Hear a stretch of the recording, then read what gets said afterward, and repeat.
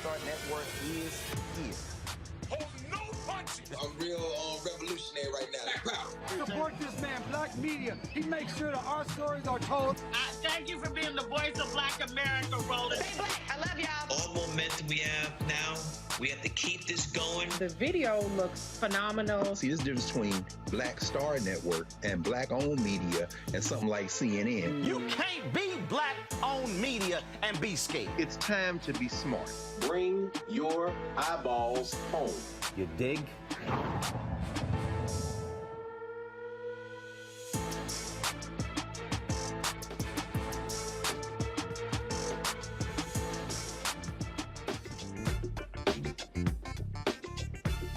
Hey, folks, today is Monday, November 14th, 2022. Roland Martin Unfiltered, coming to you live from Houston. We're streaming on the Black Star Network. On today's show, Georgia, hugely critical. Democrats now control the United States Senate as a result of a win in Nevada, but Georgia is still a crucial race. We'll talk to a grassroots organization. We'll talk about the importance of that, but also what happened in Carolina? Why didn't Sherry Beasley campaign mobilize and organize student North Carolina A&T and other HBCUs? We'll break that thing down. Also, major issues happening in Haiti. We'll talk to a reporter who's been covering the chaos on the ground there. Also, a white teacher here in Texas loses his job. Why? Because he's a white supremacist. We'll talk about that on today's show. Plus, Malcolm Nance will join us, counterterrorism expert, talking about Russia, Ukraine, and how the religious right is trying to drive a wedge in American politics. It is time to bring the funk. I'm Roland Martin Unfiltered on the Black Star Network. Let's go. He's got it. Whatever the miss, he's on it. Whatever it is, he's got the scoop, the fact, the find. And when it breaks, he's right on time and it's rolling. Best believe he's knowing. Putting it down from sports to news to politics. With entertainment just for kicks, he's rolling. It's on go, roll, y'all. It's Roland Martin, rolling with Roland now. He's funky, he's fresh, he's real, the best, you know he's Roland Martin now.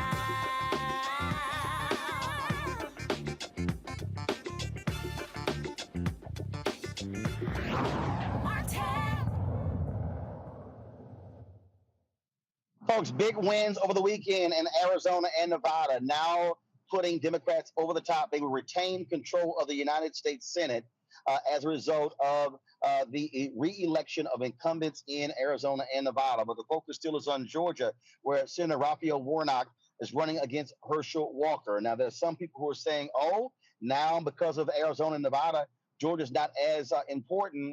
Well, we disagree. It is still critically important, and that could mean a 51-49 advantage for Democrats. Hillary Holly joins us right now, Care in Action, Executive Director. They have one a grassroots organization out there fighting the good fight. Hillary, glad to have you here. Before I get to Georgia, I got to talk about North Carolina. I saw a tweet over the weekend that just jumped out at me, and I was like, what the hell? In that tweet, y'all said that y'all had an activation on the campus of North Carolina A&T, and many of the students there had no clue that Sherry Beasley was even running for the United States Senate. I'm sorry, North Carolina A&T is the largest HBCU in the country. How in the world can you be a Black woman running for the United States Senate and you're not organizing HBCU campuses like North Carolina A&T? Tell us what y'all saw and experienced on the ground in North Carolina. That just was shocking to me. Yeah, well, first, I want to say thank you for having me on the show. It's such an important conversation. You know, as a Southern girl, what I saw happen in North Carolina reminded me of what I saw in 2018 in Georgia. And a lot of political strategists in North Carolina, they presented a false choice.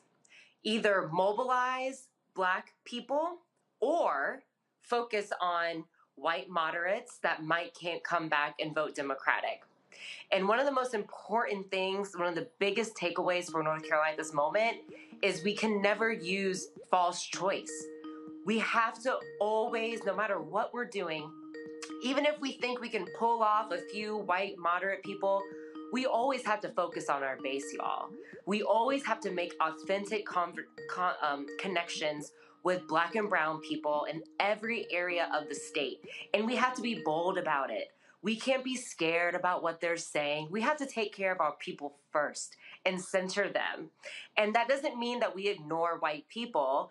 It just means that we take care of home. And then we have some side conversations on people who might be leaning either way. And so I think that's what I saw on the ground in North Carolina. I saw some people buy into false choice. And so because of that, there were and y'all, I remember at that event, it was packed. Like they wanted attention to the point where I had to reorganize my staff. We had to reorganize our table because so many students were coming up and they were thrilled that we were there. And so I think the takeaway, like I said, you have to take care of our base. We have to choose one or the other. We have to do all the things, especially in purple states like North Carolina. And that means taking home with people. And we have to always be in our Black communities, no matter what.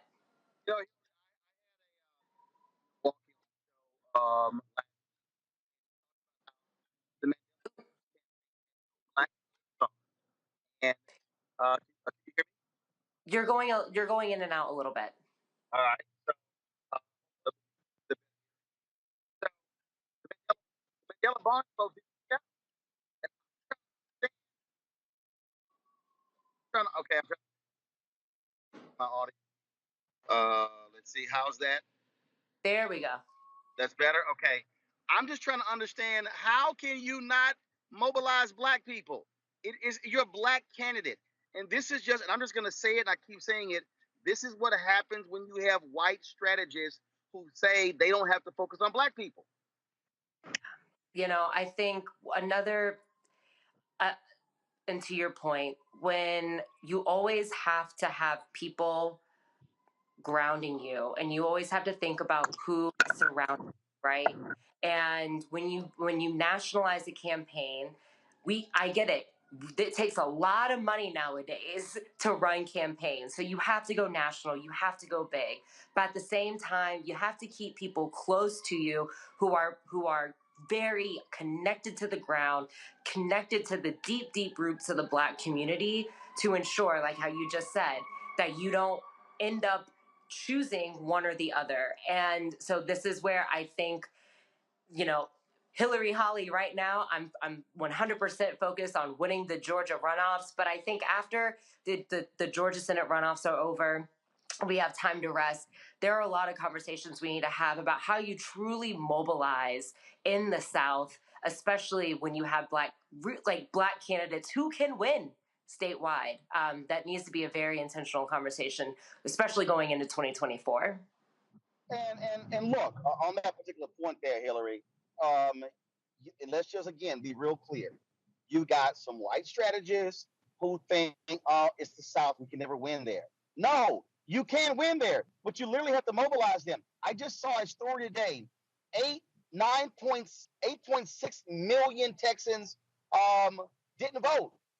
The total number of eligible Texans is at 11 million. Democrats could literally flip the state if they focus on not, trying to get as many suburban voters, but if you actually try to turn out the people who aren't even interested. It's 11 million. Yep. This is, in fact, Beto lost about 800,000. If you 10% of 11 million, you win. Mm-hmm. And this is one reason why, and you may be seeing me talking a lot about this. One of my biggest takeaways from this election is grassroots is how you. So look, like we're talking about the Democratic committees, and I can say this.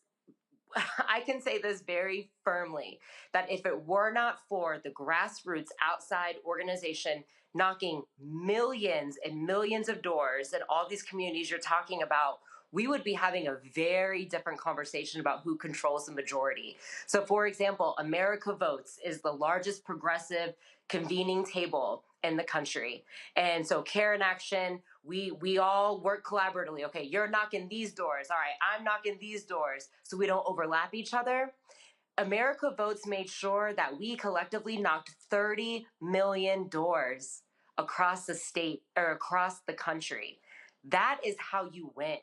And so what we need is for all entities, whether it's Democratic committees, outside organizations, we always have to ensure that field is number one. Knocking doors and having conversations is centered in everything we do. That's how we win. And if everyone incorporates that same model, like you said, it's a numbers game and we can win. Okay, so I want you to stay on that because Georgia is tied to it. I was talking to a marketing executive and they were like, look, digital. And I said, you cannot ignore door knocking. People need to be touched. They need to actually physically hear from someone. They want to see someone. And I said, listen, I said, if you are of a certain income, you think digital first. I said, we still have a lot of people who live in analog.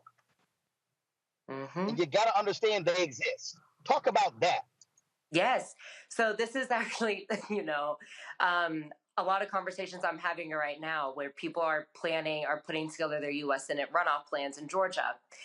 Over half or nearly half of all Black voters in the state of Georgia lives outside of the metro Atlanta area. A lot of people like to think, oh, if it ain't Atlanta, it ain't Black. That's not true. There are Black people all over the state. The one thing about that means is a lot of these Black rural folks, they don't have access to broadband because the Republican legislature has continuously chosen not to invest in expanding broadband access. So meaning if we're spending all of our money on digital ads, half of Black voters probably aren't seeing them. And when you have a complex, nuanced election where there are so many issues top of mind, right? And the issues that we're talking about, they're not simple one-liners, right? Talking about inflation, it's a complicated conversation. So to your point, digital ads, they can't talk back and forth. You have to have the human. And that's why one reason why I like the organization that I represent and our partner organization, National Domestic Workers Alliance, we represent 350,000 domestic workers. And when we were thinking about, okay, we have our paid canvas happening, we're knocking hundreds of thousands of doors. What else do we need to do? You know what? Our workers were actually the best messengers. So we had them fly to North Carolina, Nevada, and Georgia. And in Georgia, we sent them to rural Southwest Georgia because we knew that domestic workers, if they understand the hardships of this country, it's them. And so having them talk one-on-one with voters, not voters who they were sure they were going to vote for Walker or Warnock. They were voters that if they show up, they'll vote for Warnock. So like you said, you have to have conversations. It takes a lot of back and forth, and it takes authentic messengers like domestic workers. And like in Nevada, the culinary workers, right? They knocked 1 million doors in Nevada and had 1 million conversations with ordinary people. So again, it's a yes and. Of course we need digital ads, right? A lot of Americans spend our time on social media, but that one-to-one person contact, that seals the deal. And also I think by having those individuals who are talking, what they're also doing is they're talking issues. And I've had more people ask me over the last few days, hey, man, how do we actually reach these people? And I keep saying, you have to talk issues. I said, you don't come. In fact, I was in Spokane, Washington, speaking Saturday to the NAACP there. And so here's the NAACP chapter. And there's few Black people in Spokane, like less than 2%. And the room was mostly white. And there was a white woman who came up to me and she said she was with the Republican Party there. And she said, we really want to connect with African Americans.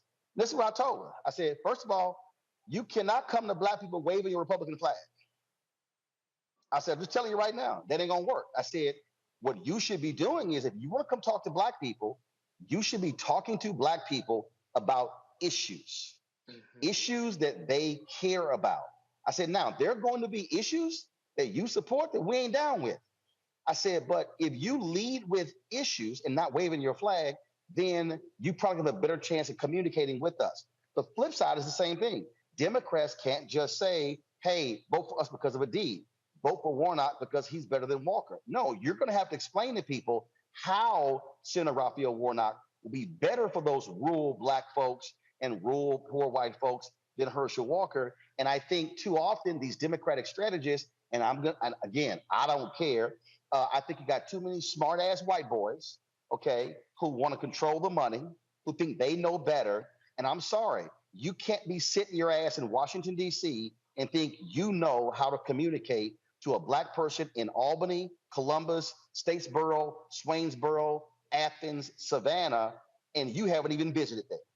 Yep. I mean, I remember when the first Herschel Walker abortion, drama came out, I sent, honest to God truth, if we're talking truth here, I sent a blast email to a lot of people running independent programs saying, listen, I know we think this is a bombshell, but it's not. It's not. Most people, black people especially, when they see the Herschel Walker news about, all the abortion stuff and baby mamas and domestic violence, it's horrible, right? But the follow-up question is, but what is Warnock going to do for me? So I had to ask people, focus. Please, I remember one time I had to say, listen, going up on TV or taking out digital ads about Herschel Walker's controversies, that's not going to move voters. And if it does, it's going to move a tiny percent of white voters who feel too guilty. They're like, I can't vote for him. But for our base, Roland, like the people we're talking about, they're like, ooh, that Herschel Walker drama, that's messy. But you know what? I still need to be able to afford the food on my table. So how is Warnock going to help us do that? And that's exactly what Karen Action was doing. We were talking about the issues. We weren't talking about Herschel Walker drama. We were talking about how Warnock is, in fact, the best candidate on the ticket to help their lives. Okay, so final question for you. Now we're talking about where we are in Georgia. Look, it's a shortened window. What do you and other grassroots organizations need? Because again, early voting starts November 28th. The election is December 6th. You don't have the 2 months we had in 2020. Literally, we're talking now 23 days. 23 days. I'm going to be very honest. We need money right now. Like right now. The beautiful thing, and when I say we need money, I'm talking about our allies like Black Voters Matter, Asian American Advocacy Fund, Mi Gente, CASA, all the beautiful local Georgia organizers who talk to our voters 365 days a year. Guess what? Our runoff plans were final weeks ago. We have our plans. We have our universes. We have people knocking doors, making phone calls right now. Like people were literally knocking doors for Warnock this weekend because our coalition is that strong.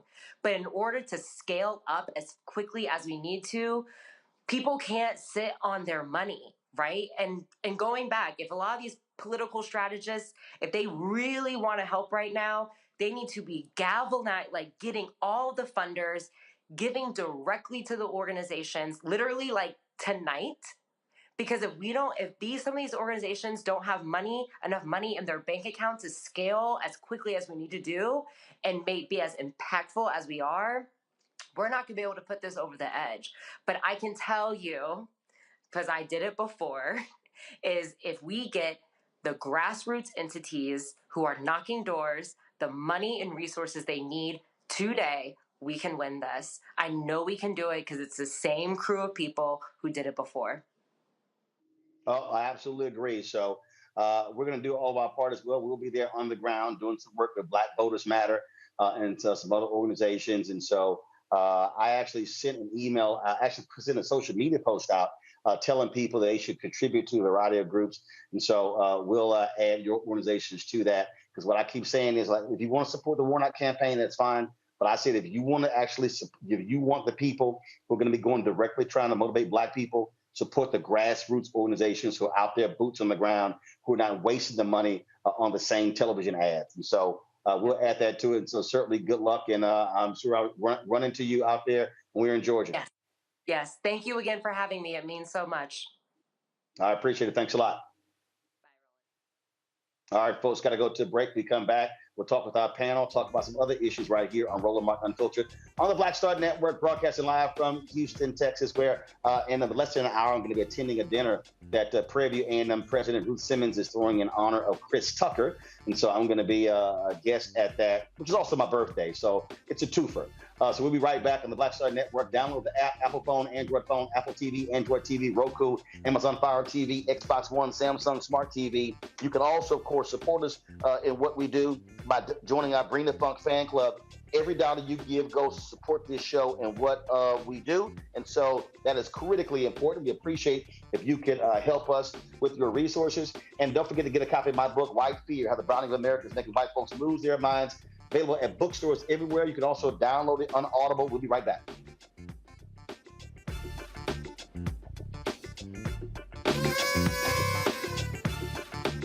Happy Yo, birthday, buy me some time. Nobody keeps it more real and more unmutt. I was gonna cuss it at you. Unfiltered than you do, and that's why we love you. Cheers. Happy birthday!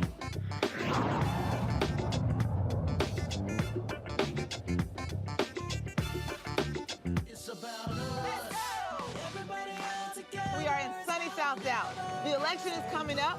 It's super important that folks know who they are voting for, but more importantly, what they are voting for. Y'all, we got the free shirts and free lunch right over here. Freedom is our birthright. No matter what we're up against, we're sending a message in Dallas and Texas and in this country. We won't back down. That's what this bus tour is all about. The housing cost is one of the most capitalized areas that we have found. People who are marginalized, that are brown and black, we are suffering the most, and I think that we have the biggest vote and the biggest impact in this election. I'm voting for affordable housing, for sure. We should not be paying the cost of a utility failure because our elected officials are too proud to say, we need help. I know that we can bring out our people to vote. It's a part of our birthright. Right. It's a part of our heritage, and surely it's a part of our present and part of our future. That's right. That's what's up. And we won't black down. Forward that message to 5 friends, because in that message, it's got links to how to get registered, how to check your registration status. Like I said, 2:30 we'll start rendezvousing right here on this street. I am voting to let our voice be heard in the rural communities that, hey, we are people too. There are things that we need. Free shirts, free food, and lots of power. We are in Longview, Texas, where Black voters matter, 365.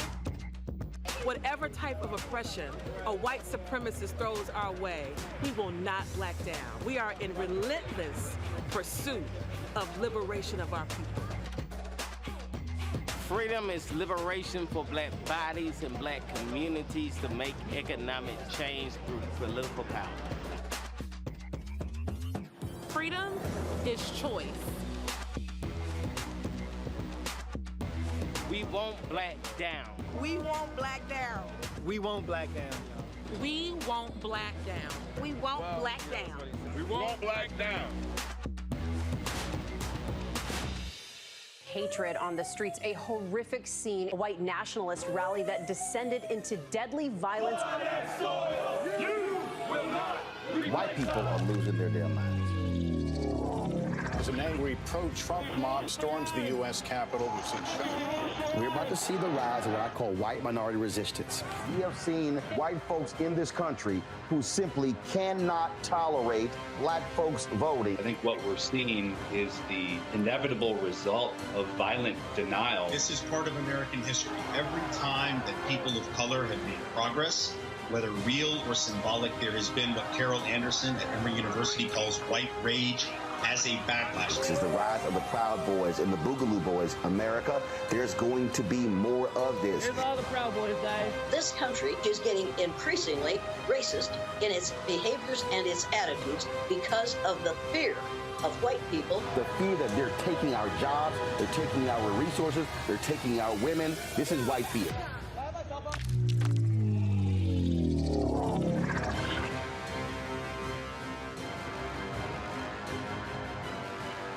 Pull up a chair, take your seat. The Black Tape with me, Dr. Greg Carr, here on the Black Star Network every week. we'll take a deeper dive into the world we're living in. Join the conversation only on the Black Star Network. We're all impacted by the culture, whether we know it or not. From politics to music and entertainment, it's a huge part of our lives, and we're going to talk about it every day right here on The Culture with me, Faraji Muhammad, only on the Black Star Network.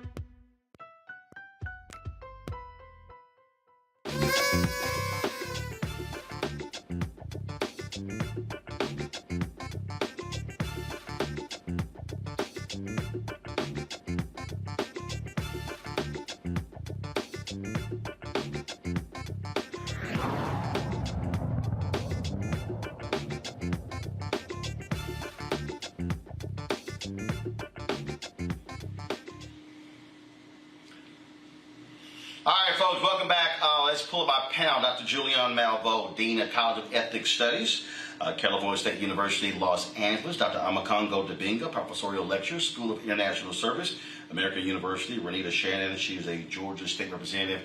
Glad to have all three of you on the show. Renita, I want to start with you. The point that we just heard Hillary make, look, it's ground.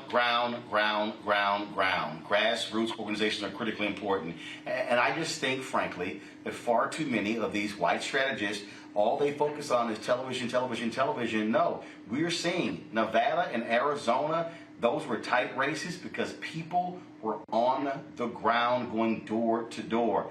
It's not always television and radio. And the other thing is that these white strategists are telling them to stay away from issues that predominantly affect Black people because they're telling them that that is the only way that they can keep the coalition together. So Hillary was right. What we need to see are candidates understanding, realizing, and engaging Black voters primarily because Black voters are the voters that you can consistently count on. Let me, as far as Democrats go for helping to elect them to public office. Now, let me talk to you about what we've seen here in Georgia, just looking at the stats from the recent election, the November 8th election. We have about 10 million people here in Georgia. 8 million of them are registered to vote. In our election, November 8th, a little less than 4 million came out.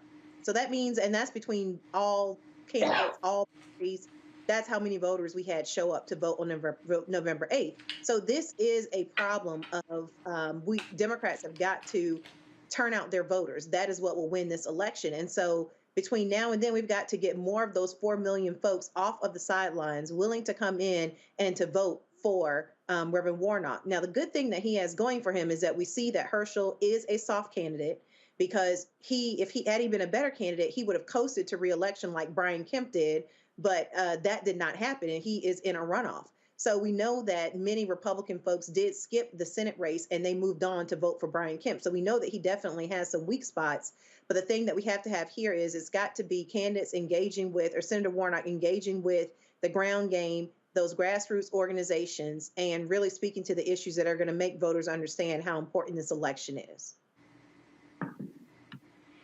Here's something that's interesting, Julian. I was communicating with Reverend Dr. William Barber, and he sent me this. He's going to be joining us on next Tuesday. He said that poor and low-income voters voted at a similar rate as higher-income voters in 2016. They would have matched or exceeded the presidential election margins of victory in 15 states, among them Michigan, Pennsylvania, Wisconsin, New Hampshire, Arizona, Minnesota, Maine, Florida, New Mexico, North Carolina, Nevada, Georgia, Texas, Mississippi, and Ohio. He said, we also found that the reason poor and low-income voters participate in elections at lower rates is not because they have no interest in politics, but because politics is not interested in them. They do not hear their needs and demands from candidates or feel that their votes matter. No one talks to them. He said Schumer was on Morning Joe bragging about how he did so much to reach average Americans. He said they're more interested in winning small than winning big. Woo, and that comes from Reverend Barber. First of all, Roland, happy birthday to you. To you, Marianne, and Mariette Malveaux, because y'all share a birthday. Those are my twin sisters, but have a wonderful birthday. All right. Now, to the issue. Reverend Barber is, as always, he's just absolutely right. The challenge has been, and Schumer just needs to shut up because, again, you pointed out that Sherry Beasley did not have a ground game at A&T, or maybe the guess you had. That's criminal. 10 HBCUs in North Carolina, all of them would have come out and drove to her. But one of the things you've been pointing out, do these candidates actually have control of their campaigns, or are these, as you put it, smart-ass white boys the ones who are running things? Reverend Barber and Raphael Warnock needs to pay attention to what was said by your guests, as well as what's being said here, what's being said by you. You know, I adore Reverend Warnock. Years ago, he gave me some money for Bennett College, so I've never forgotten that. However, is he at Morehouse? Is he at Spelman? Is he talking to the people? I had a man on my radio show this morning, and he was saying he apparently had been in Georgia, but he said, what can Warnock do for me? And I laid 3 or 4 things out to him. He says, well, he ain't talking to me. He's not asking black men for their votes. And that's interesting. I've had another person talk about Sherry Beasley said the same thing. So here's the deal. You have to talk to people. You can't assume because you're black that black people are going to vote for you. You have to ask black people. You have to show up where we are. You can't take us for granted. We want the same attention the white moderates want.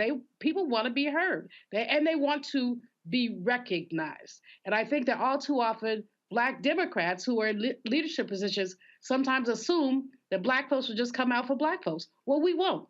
We want to be stroked too. And I think that Raphael Warnock has an opportunity and the necessity to do some stroking in these last 23 days.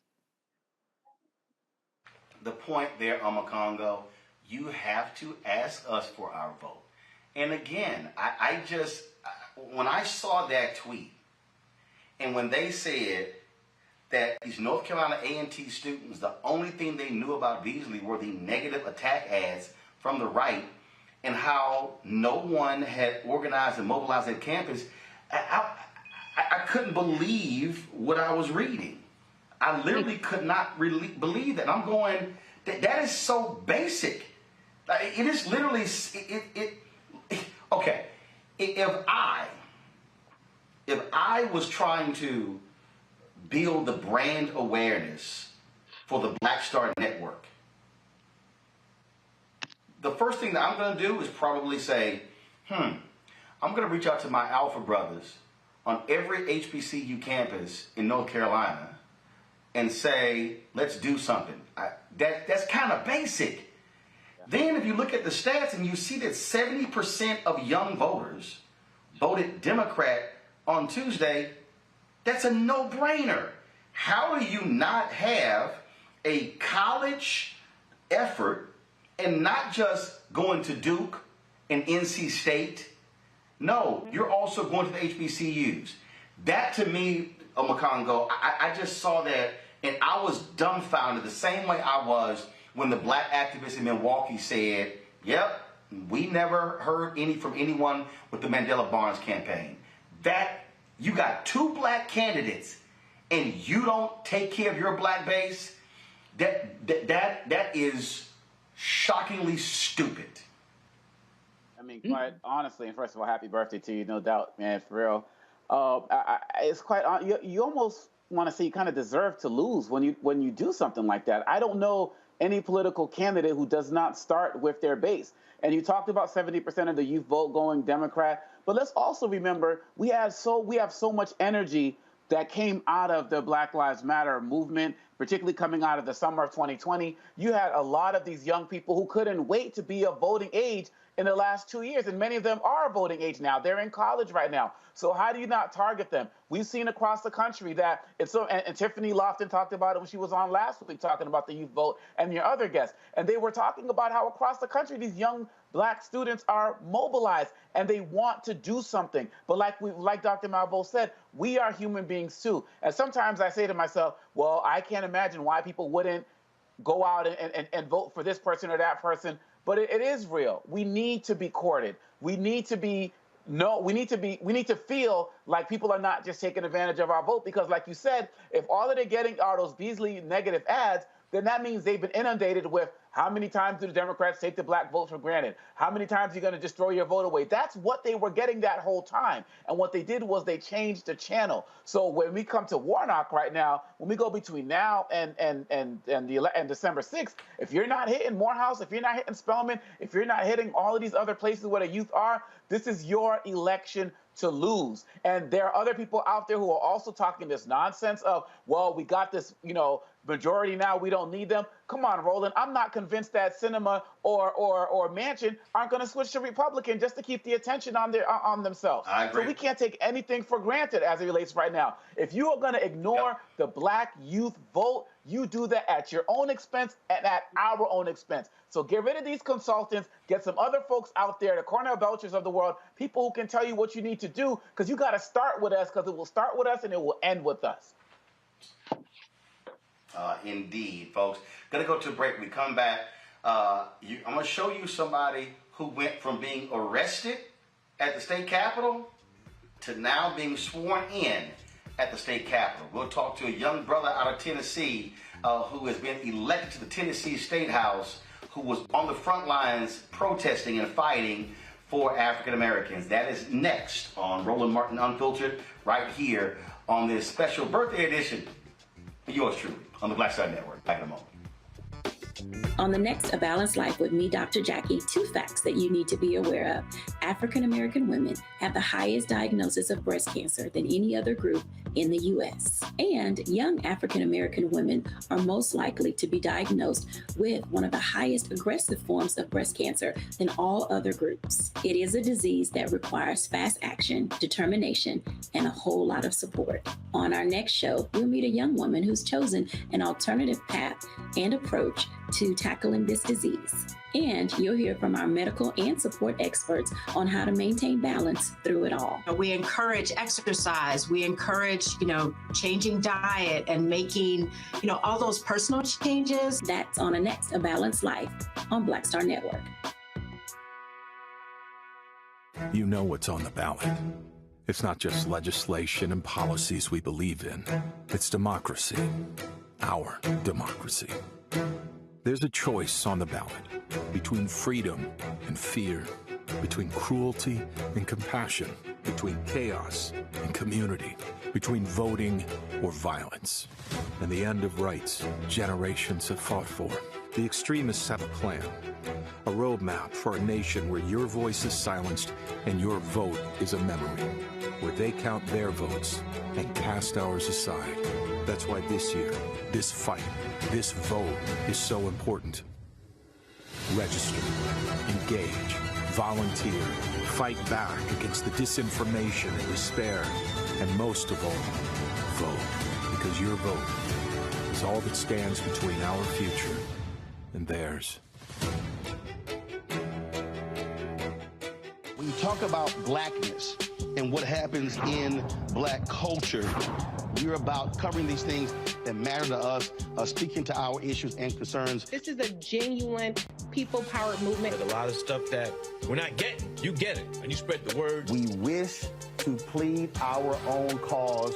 Too long have others spoken for us. We cannot tell our own story if we can't pay for it. This is about covering us. Invest in black-owned media. Your dollars matter. We don't have to keep asking them to cover our stuff. So please support us in what we do, folks. We want to hit 2,000 people, $50 this month, raise $100,000. We're behind $100,000, so we want to hit that. Y'all money makes this possible. Check some money orders. Go to P.O. Box 57196, Washington, D.C. 20037-0196. The Cash App is $RM Unfiltered. PayPal is R Martin Unfiltered. Venmo is RM Unfiltered. Zelle is Roland at RolandSMartin.com.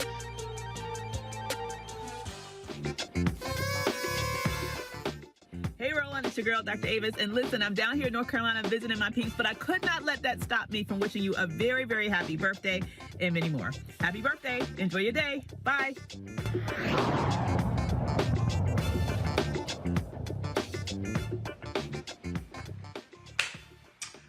All right, folks, on Tuesday, Tennessee elected its youngest state representative ever, 26-year-old Justin Jones, sworn in as the newest lawmaker in Tennessee. but he is not unfamiliar with the Tennessee State Capitol.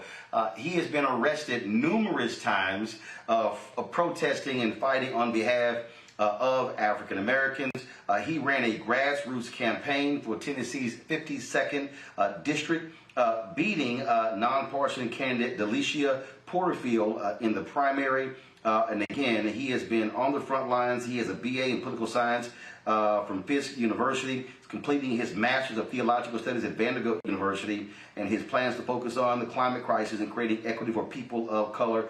Folks, welcome to the show, Tennessee State Representative-elect Justin Jones. Justin, glad to have you here. It must be surreal as somebody who has been led away in handcuffs protesting to now all of a sudden you get to be on the other side now deciding public policy. Yes, well, happy birthday to you, Brother Roland, and it's an honor to be back on your show. I believe the last time I was on was when I was the Speaker of the House was trying to frame me. I don't know if you remember that story from 2019, and so it's good to be on the I remember. Yeah, and so it's been a full circle, and it's good. I'm here in the People's Office of District 52, and we're getting to work, hitting the ground running, because, you know, we've been trying to get in the door, and now we have a seat at the table.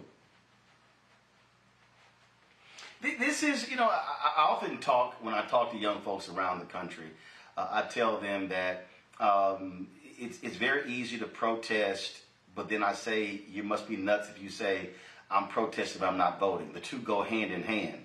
And here you are, someone who understood that, you know what, I could yell, holler, and scream for the policy makers to start changing the policy, or I can become one of the policy makers. Definitely. I think one thing that comes to mind is that young people turned out this election and really saved this nation. If we look at youth voter turnout, but what we're trying to represent here in Tennessee is I come from a city in Nashville where young people changed the world before. It was young people like John Lewis and Diane Nash who led the sit-ins and freedom rides from right here in Nashville, and it's our time again.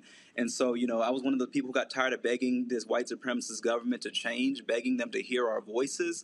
I'm getting locked out, getting arrested over 14 times in 2020. And so, you know, rather than beg them to change, we said it's time to change who's in those seats. And so not only am I the youngest currently serving lawmaker, but I'm also the first black lawmaker in my district, House District 52. And so we are representing a new generation of change in the birthplace of the Klan here in Tennessee. I was watching your commercial that just came on, and this is ground zero of white supremacy. And those policies are still continuing to impact us today. I think it's no coincidence that in Tennessee you can use a gun permit to vote, but you can't use a student ID card to vote because they are afraid of young people turning out. And I hope my election is opening the door for other young people to run and to claim our power now in our state.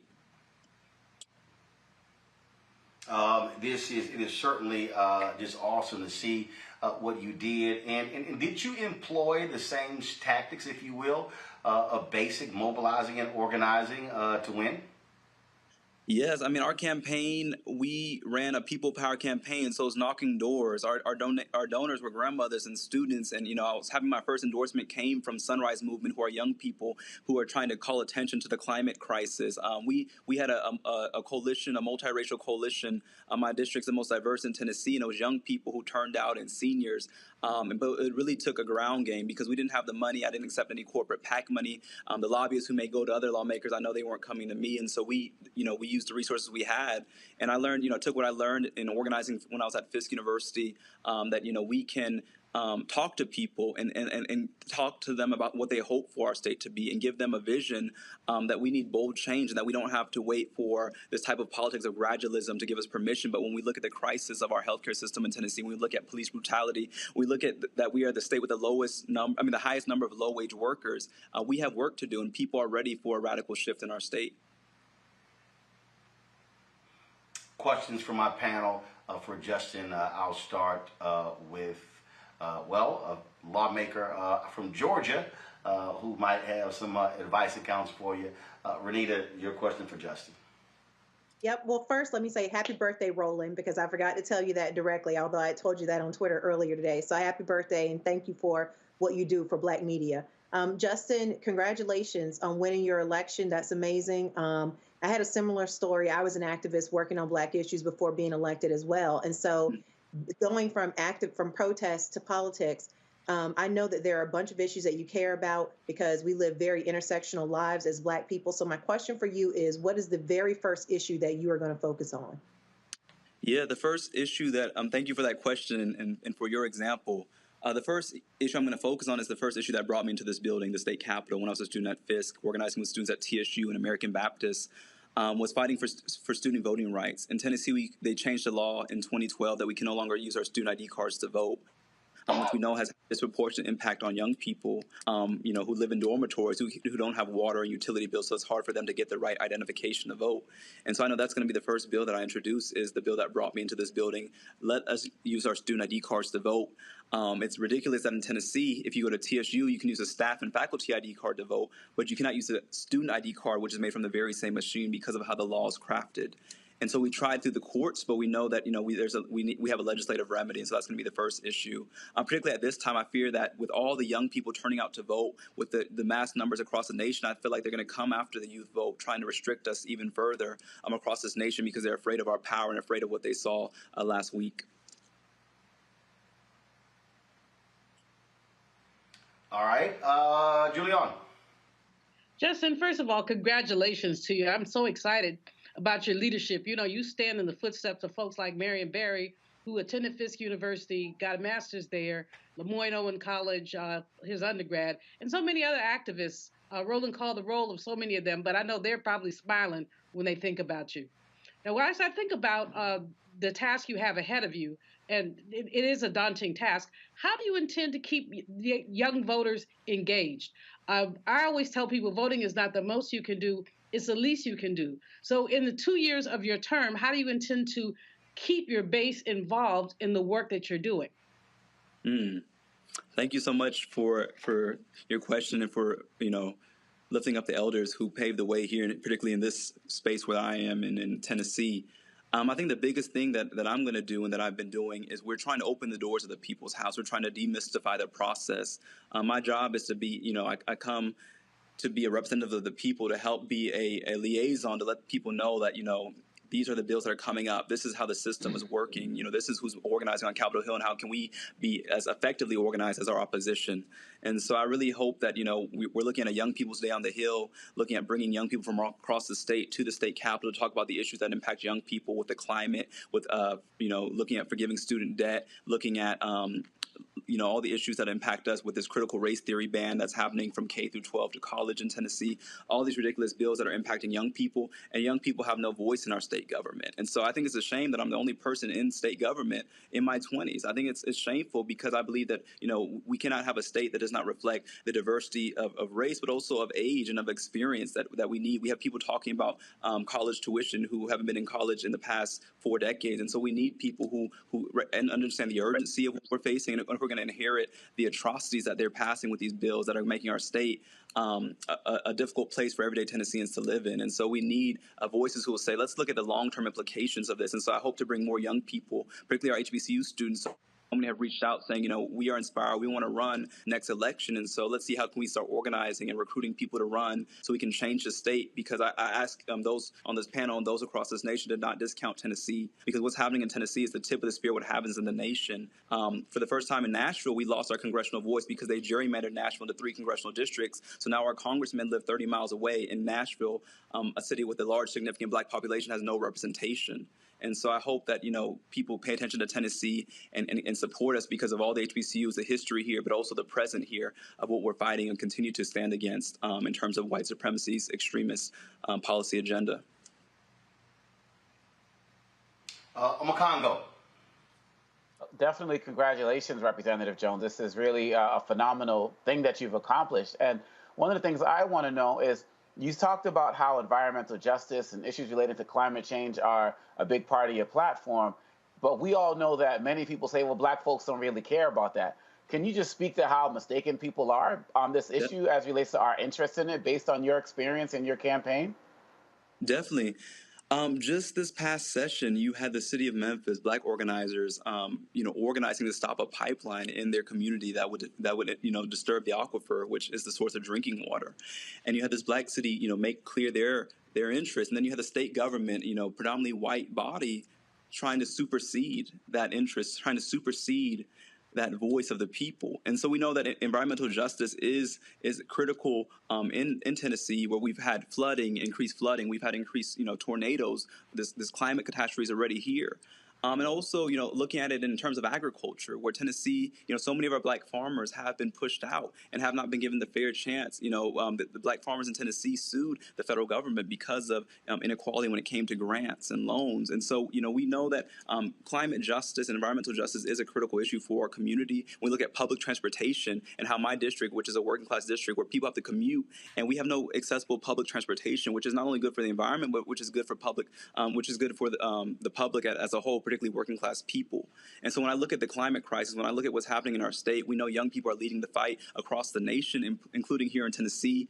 I'm really honored to be a part of this movement because that's really what galvanized me as one of the key issues to run, because we're running out of time to address the climate crisis.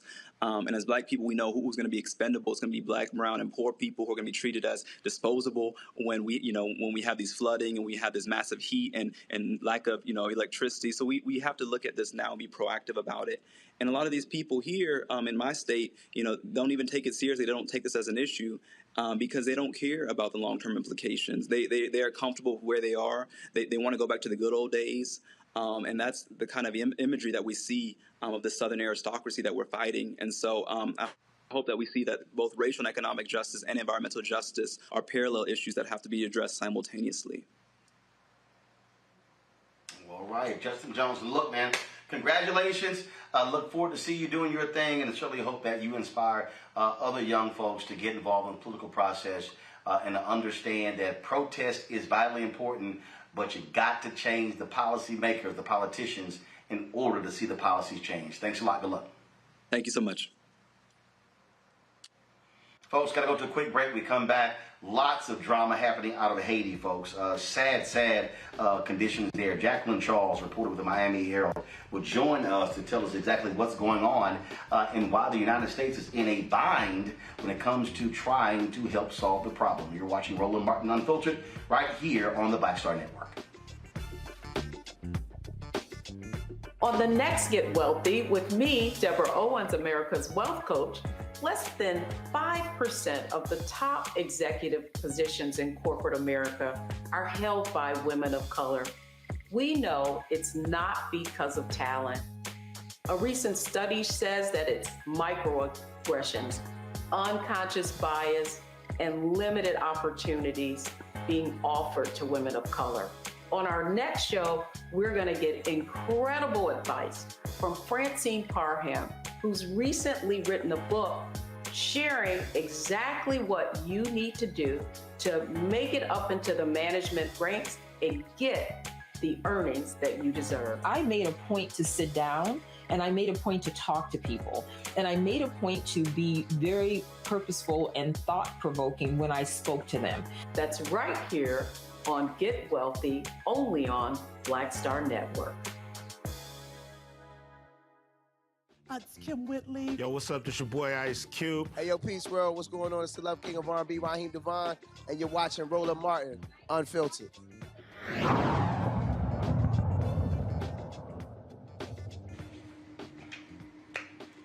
Since the assassination of Haiti's president, the country has been plunged into despair.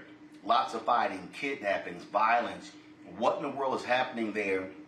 And can the United States be a trusted partner to assist in stabilizing the country? Jacqueline Charles, an award-winning journalist, former Journalist of the Year for the National Association of Black Journalists with Miami Herald. She joins us right now. Jacqueline, always glad to have you.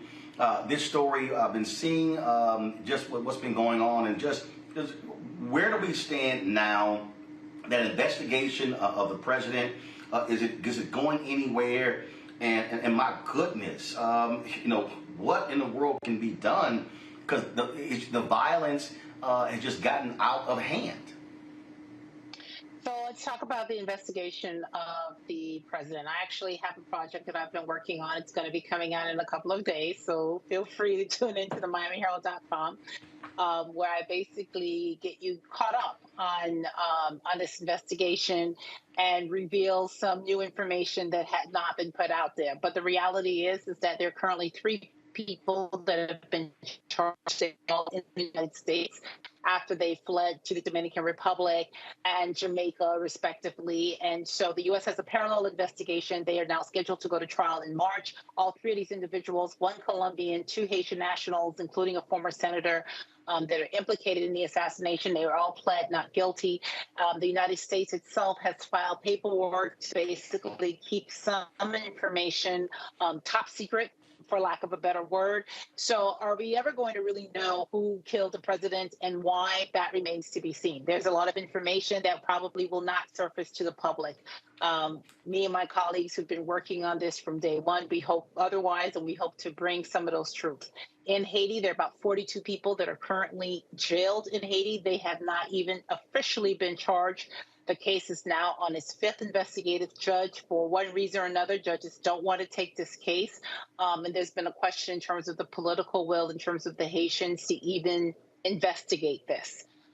So that's where we are with the assassination of the president. As you know, President Biden earlier this year signed the omnibus bill.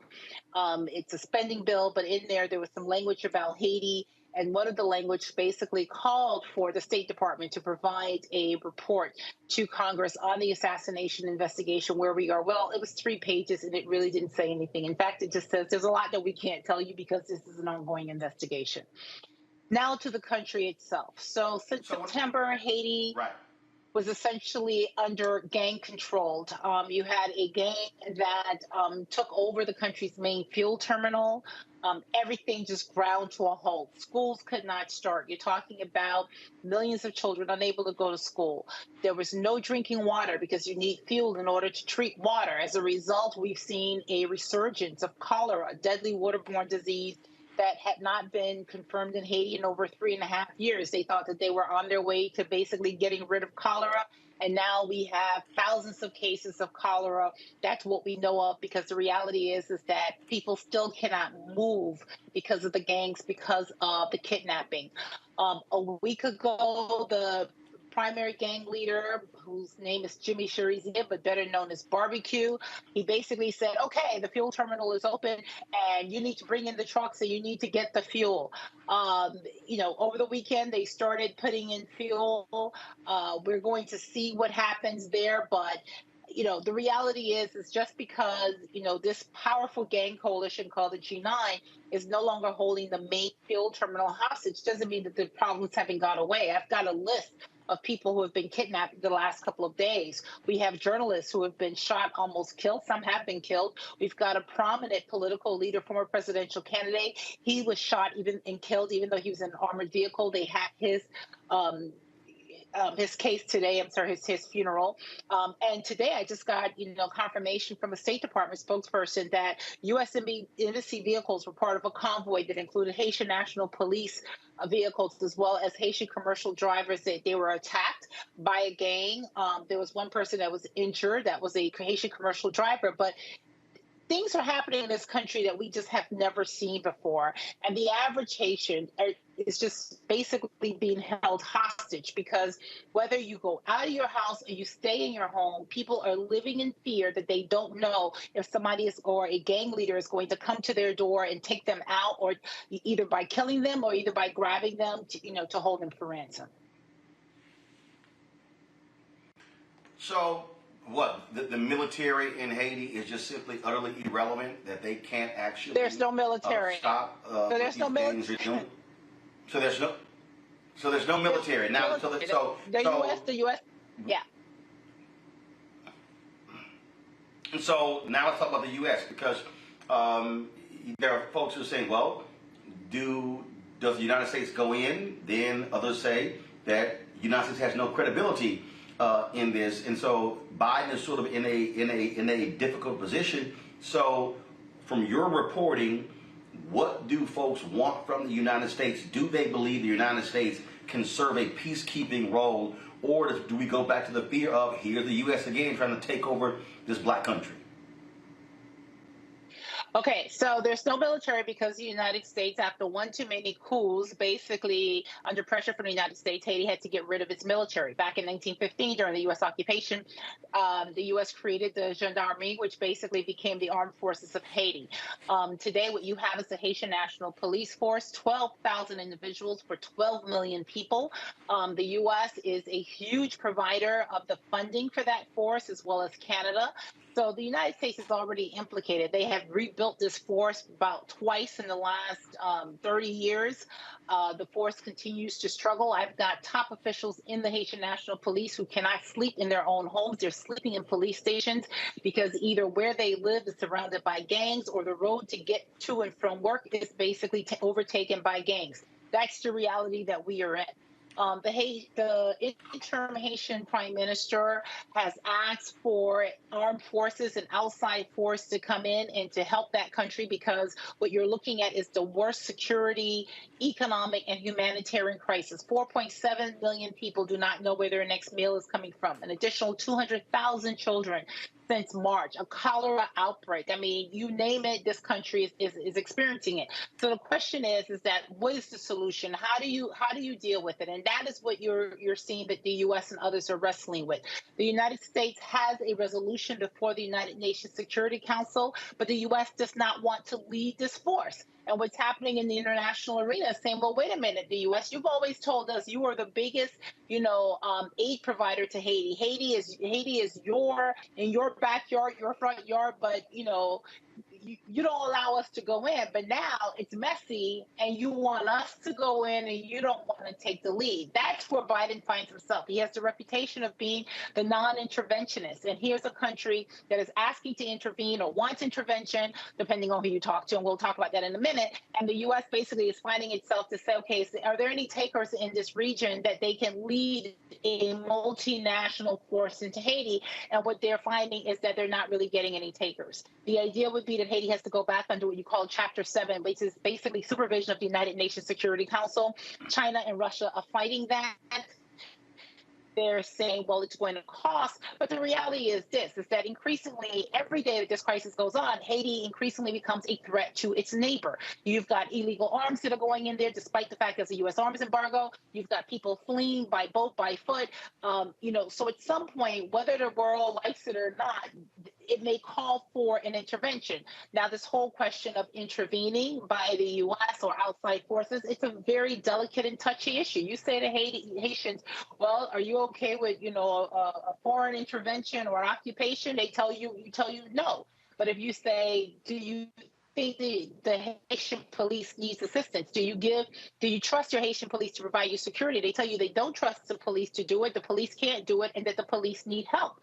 So it's a very nuanced thing, and that's where we are today. I mean, but when you talk to the average Haitian, I'm not talking about the people that have access to you or I, but the people that are on the street that cannot get out, cannot send their kids to school. They live constant fear about gangs. Women are being raped. The gangs are using rape as a tool, sexual violence. What they're telling you is they want to breathe, they want to break, and that they just need help.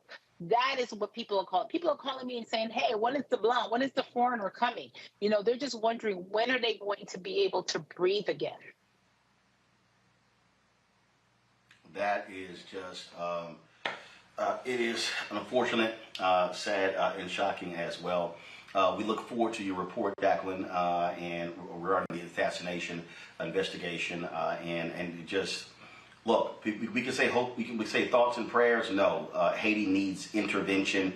It needs action, and frankly, the United States should be stepping up when it comes to help our neighbor to the south. Thank you. Happy birthday. We appreciate it. Thanks a bunch. Appreciate it. Real quick, each of our panel, some final comments before I go. We got my conversation with Malcolm Nance after this. Juliana, I'll start with you. As I said, United States, look, step up, lead when it comes to Haiti. That is a humanitarian crisis that is happening there. We still are deporting people back to that country. We're deporting folks back to, hell on earth. We should be doing more. We absolutely should be doing more. I'm almost speechless. I have relatives there. My maternal grandfather is Haitian. I last visited Haiti in 2010. when after the earthquake and saw the devastation there, more than 3 million people. I don't think Haiti ever recovered from the earthquake, but the U.S. must intervene. But even more than that, we in the United States, Roland, we had a conversation, great conversation at Howard Thursday night last, and one of the issues Ron Daniels brought, we don't talk about international stuff enough in the Black community. We need to know more about this. These are our cousins. These are our people. We came over on the same ships. Some people got off early. But so in any case, the United States has an interest in this. And you're right, Biden has a non-interventionist reputation. So I would call on the Congressional Black Caucus to look at this and to look at what the United States can do. After 2010, millions of dollars were collected. I don't know that they all got where they were supposed to go. And we need to look at things like that as well. Congo? It's really sad. I mean, seeing what Haiti has been dealing with on different levels for decades, really. And I think at the end of the day, when we talk about Biden and his policies, he can talk about, not really an interventionist type of guy or whatever, but there are basic things that we can look at. So, for example, the United States can help with stopping the proliferation of weapons. It should be very easy to find out where these weapons are coming from that are being placed on the ground to be able to kill so many people and be used to do what's happening there. That's something that's very simple. When we saw what happened with the Rwandan genocide, we saw that the United States had the very basic capabilities to be able to shut down the radio signals that were going out to encourage more killing in the genocide there, and Clinton didn't do that. So there are many situations across the globe where when it comes to the Black nations, there are very minimal things that the United States can do to help with the people who are on the ground there, but they choose not to do it, which is problematic because on the flip side of that, they've had a reputation of extortion or negative intervention as it relates to what's happening on the people, let's say with Lumumba in Congo, for example, for Duvalier, for decades as well. So at what point is the United States going to realize that it needs to start stepping up and being a public force for good for some of these Black nations, that it has served as part of the problem in why they suffer the way they do today? All right, then. Final comment, Rita. Well, I'm not going to repeat what the other two panelists said, but I agree with what they're saying. The other thing I would add is that, Biden cannot just say that he does not intervene, because we've seen the support that has gone to Ukraine. I mean, the United States figured out a way to not have boots on the ground, but to figure out ways to be able to support the Ukrainians in a way that is absolutely intervening. And we continue to hear conversations about more and more support, whether it be in the ways of money and just other things that will be done for the Ukrainians. So I think given the history of the United States and what they've done to negatively intervene in Haiti, I do think the United States owes it to Haiti to assist in the ways that will be supportive and not exploitative. All right, then. To my panel, I appreciate it, Renita, Congo, and Julian. I really appreciate y'all joining us. Thank you so very much. Folks, got to go to break. We come back. Malcolm Nance talks about his new book, lays out where Republicans are when it comes to aligning with Putin and what the future holds when it comes to right-wing extremism in the United States and all across the world. You're watching Roland Martin Unfiltered right here on the Black Star Network. Folks, I'm about to run off to go to this dinner for Chris Tucker, being put on by the president of Prairie View, Ruth Simmons. And so I look forward to our Malcolm conversation. And of course, I'll see you guys back in studio tomorrow in D.C. right here on Roland Martin Unfiltered on the Black Star Network. Don't go anywhere. Y'all do not want to miss my conversation with Malcolm Nance. Malcolm Nance, he lays it down, folks, and you definitely want to hear what he has to say. Back in a moment. It's about us. We are in sunny South Dallas. The election is coming up. It's super important that folks know who they are voting for, but more importantly, what they are voting for. Y'all, we got the free shirts and free lunch right over here. Freedom is our birthright. No matter what we're up against, we're sending a message in Dallas and Texas and in this country. We won't back down. That's what this bus tour is all about. The housing cost is one of the most capitalized areas that we have found. People who are marginalized, that are brown and Black, we are suffering the most, and I think that we have the biggest vote and the biggest impact in this election. I'm voting for affordable housing, for sure. We should not be paying the cost of a utility failure because our elected officials are too proud to say, we need help. I know that we can bring out our people to vote. It's a part of our birthright. Right. It's a part of our heritage. And surely it's a part of our present and part of our future. That's right. That's what's up. And we won't black down. Forward that message to 5 friends, because in that message, it's got links to how to get registered, how to check your registration status. Like I said, 2:30 we'll start rendezvousing right here on this street. I am voting to let our voice be heard in the rural communities that, hey, we are people too. There are things that we need. Free shirts, free food, and lots of power. We are in Longview, Texas, where Black voters matter, 365.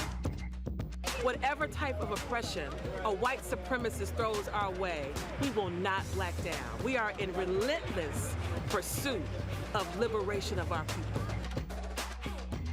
Freedom is liberation for black bodies and black communities to make economic change through political power. Freedom is choice. We won't black down. We won't black down. We won't black down, y'all. We won't black down. We won't black down. We won't black down.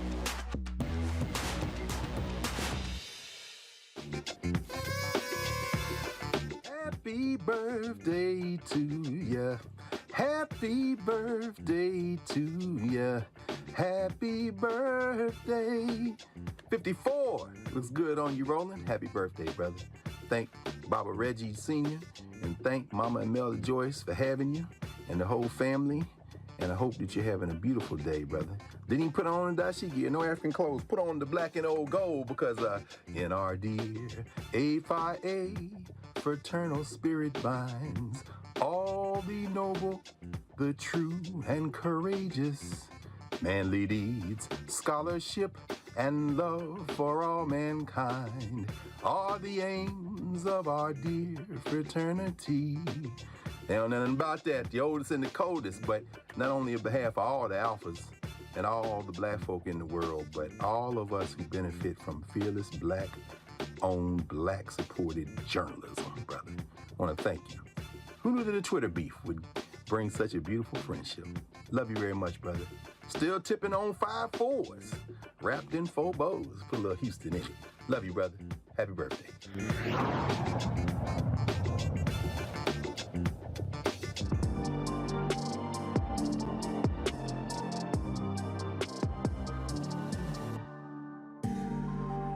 All right, Malcolm, let's get right into it. I have this hashtag we tried to tell you. And I use that a lot with Trump and all these crazy folks. And black people, I keep saying, America, white America, if y'all listen to black people, we could have avoided the January 6th hearing. We could have avoided all this sort of stuff. And we could be real honest about what's happening with these extremists, these white nationalists, these white supremacists, because we know what that feels like. We've been saying this stuff, and now all of a sudden, the rest of the people kind of like, oh my goodness, these oath keepers, the rest of the people, oh, that thing is for real? Yeah, it's real. Absolutely. Well, you know, my literary agent has a professor of Black sociology, and she actually came up with a theory where she said the opinions of African Americans are routinely ignored until they've been validated by a white American, no matter how low level. And we're seeing that. As you know, when on November 6, 2020, I went on Real Time with Bill Maher and said this is what was going to happen. I predicted the United States was entering a phase of insurgency. And an insurgency is a series of insurrections and a political uprising against the established government used to destabilize that government and generally to install a dictator. And poor Bill Maher, you know, he was looking at me like, wait a minute, I just said we're going to do kumbaya. There was no kumbaya plan. I was seeing all of that happening. Dude, they were plotting to overthrow the government while the election was happening. Dude, and it is. I mean, what is aggravating? And look, my book White Fear drops in September 13th, and since 2009, I'll never forget. It was a study, and the survey said, "Are you optimistic about the future of America for your children?" Right. Every group, Blacks, Latinos, Asians, Native Americans, everybody, more than majority was optimistic. There was one group that was less than majority, white America. And I went, whoa, September 2016, another survey. Are you optimistic about the future of America economically for the next 10 years? Black people, lowest wealth, highest optimism. Latinos, y'all know online. White America, highest wealth, lowest optimism. And I'm going, hey, y'all, there's something here. And the reality is, these folks do not like the browning of America. And this is about power. This is about money, Malcolm. Yeah, of course. And they view the word, I mean, you see some of these legislative moves, like in Florida and in other states, where the word diversity is struck from the word diversity, which is literally, despite what, that the founding fathers were all Black landowners, they looked forward to having all of the diverse beliefs and experiences brought to America by the immigrants that they were. Alexander Hamilton and, all the others who came to the United States. We're looking forward to having people come in and bring money and cash and resources to make America more diverse. But now it is an anathema to them. They hate the word because it means it's not diversity. They know it means equal opportunity. And wait, hold up. Remember, Dr. Oz sent out a Juneteenth tweet, and they went so nuts, he removed the word equality from the subsequent tweet. That's insane. That to be part of their cult, to be part of their tribal existence, and that's what we're dealing with. And that's what my book outlines quite a bit of, is that we're dealing with a tribe now. And Donald Trump is the tribal chief. It's really funny. Where did all this come from? Why have all these people self-radicalized like ISIS and Al-Qaeda? I blame two things. One, the movie 300, which showed, 300 guys, 900 six-pack abs, right? And this image of masculinity being murderous and toxic from childhood. And then the other one is the TV show Vikings. I've literally seen so many Viking runic tattoos now. It's exploded. And they believe that they are marauding, tribal chiefs going from place to place, taking as they want. They view anyone else as being an outsider who is stealing from their birthright. And to them, to these extremists, to the they in the title of my book, they want to kill Americans. We're talking about people who believe the United States belongs to no one other than the lower middle white to upper middle white, upper middle class white male tribe. And they don't care that Donald Trump is a pathological liar. He's their chieftain. He is the person who is their icon. And they will accept anything that he does, rape, murder, whatever, so long as he meets their tribal goals. There's a scene. Did you ever see the movie the Under Shepherd? I'm sorry, is that the correct title? I can't believe I'm missing it. It was Matt Damon, Robert De Niro, The Good Shepherd. I'm sorry, The Good Shepherd. It's The Good Shepherd. And I play this scene all the time. And that scene with Joe Pesci and Matt Damon. Mm-hmm. And Joe Pesci says, "Let me ask you something." He said he said the Italians, we got the church. He said he goes the Irish, he goes the Jews. For black people, he calls us the N-word. Said they got their music, and he says, "What do you people have?" And Matt Damon says, "We've got the United States of America. The rest of you are just visiting." Absolutely. And scene right there in short lays out is your book. Their whole deal is this is ours. Right. And this is why I say stop thinking of this as socioeconomic and start thinking of it as tribal. Right. And it is really, these guys now view themselves as a marauding band of Viking horde who now believe that anyone that comes into that brings anything that threatens their worldview of what the United States is must be taken down by force. You know, I mean, I spent 3 decades protecting this country against the worst of tribal warlords overseas, third world potentates, you know, making sure American citizens weren't killed. And what I have now, I have my entire nation, 30% have decided the American experiment is no good. It's not worth it. They want to go back to the pre-Constitution America where that these things were settled in the villages and that the federalist system should only apply to them in their benefit. And everyone else should be used to be prosecuted by that system. And that's why they find it rolling. They get upset when they're arrested for breaking laws. I mean, Peter Navarro, how dare they put me in? They arrested me and they had me in handcuffs.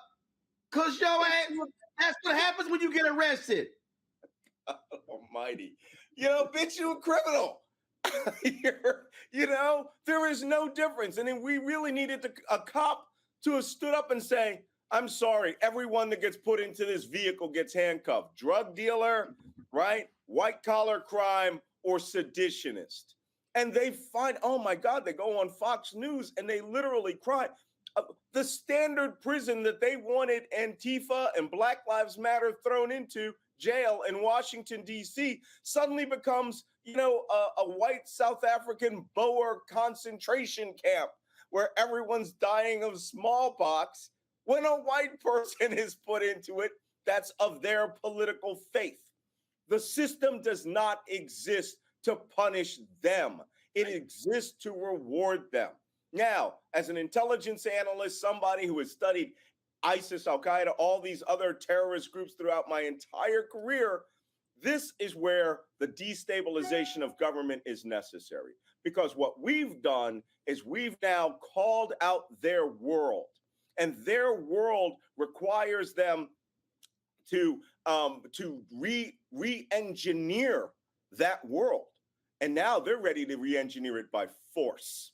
And they are using the term civil war. You know, I wrote this book a year and a half. We started it a year and a half ago. Wow. Before the election. And when I went on Bill Maher and I was telling him, hey, we're going to to insurgency, which is a campaign of destabilization. You know, I wasn't joking. And then 62 days later, the kickoff occurs because I was seeing all the signs that this was happening. I'm going to tell you an indicator real quick, Roland. The price of AR-15 ammunition in George Floyd's summer went from 39 cents a round to $1.25. Boom. That's called supply and demand. Right up to the election. What does that tell you? As an intelligence analyst, if that was Libya, okay, and I started seeing this spike in ammunition, I would be putting out a little report saying they're preparing to mass murder each other in civil war.